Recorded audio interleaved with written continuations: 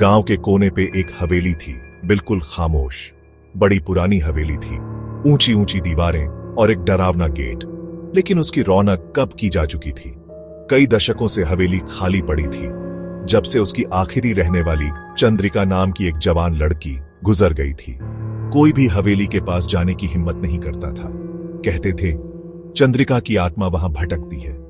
गांव वाले रात को हवेली से अजीब रोशनी और डरावनी आवाजें आने की बातें करते थे। कुछ लोगों ने तो एक जवान लड़की की परछाई भी देखी थी, सफेद कपड़े पहने, हवेली के आंगन में घूमती हुई। हवेली एक डर की जगह बन गई थी। शांत गांव में एक काला धब्बा। गांव वाले हवेली की तरफ देखने से भी डरते थे, मानो उसे देखने से उनकी जिंदगी में कोई मुसीबत आ जाएगी। बच्चों को वहां जाने से मना किया जाता था। उन्हें बताया जाता था कि चंद्रिका की आत्मा उनकी जान ले लेगी। हवेली एक पुरानी त्रासदी की गवाही दे रही थी और गांव के बाहर छिपे अंधेरे की याद दिलाती थी। डर साफ महसूस होता था। गांव के सबसे बहादुर लोग भी रात के बाद हवेली के पास जाने की हिम्मत नहीं करते थे। कहानियां पीढ़ी दर पीढ़ी चली आ रही थीं, हर बार और भी डरावनी होती जा रही थीं। हवेली अनजान का एक डरावना चिन्ह बनी रही, एक ऐसी जगह जहां जिंदा और मुर्दों के बीच का पर्दा बहुत पतला लगता था। चंद्रिका एक खूबसूरत लड़की थी, जिंदा दिल और हंसमुख। वो अपने माँ बाप की आंखों का तारा थी, उनकी इकलौती औलाद और उनकी बड़ी दौलत की वारिस। लेकिन उसकी जिंदगी अचानक खत्म हो गई जब वो 16 साल की उम्र में रहस्यमय तरीके से मर गई। कुछ लोग कहते थे कि चंद्रिका गांव के एक लड़के से प्यार करती थी, जिसे उसके माँ बाप पसंद नहीं करते थे।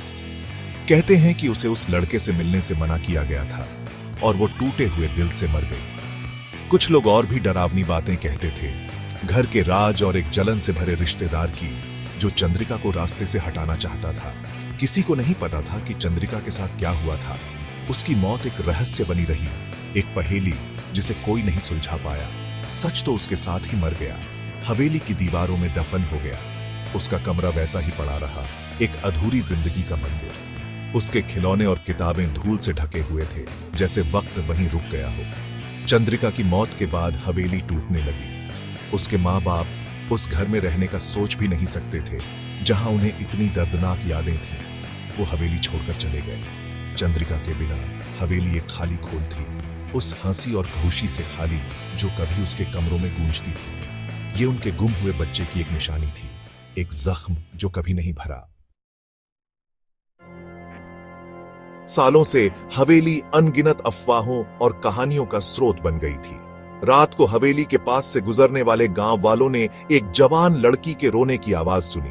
वो कहते थे कि वो आवाज रूह कंपा देने वाली थी, एक दर्द भरी चीख जो हवेली की दीवारों से आती थी।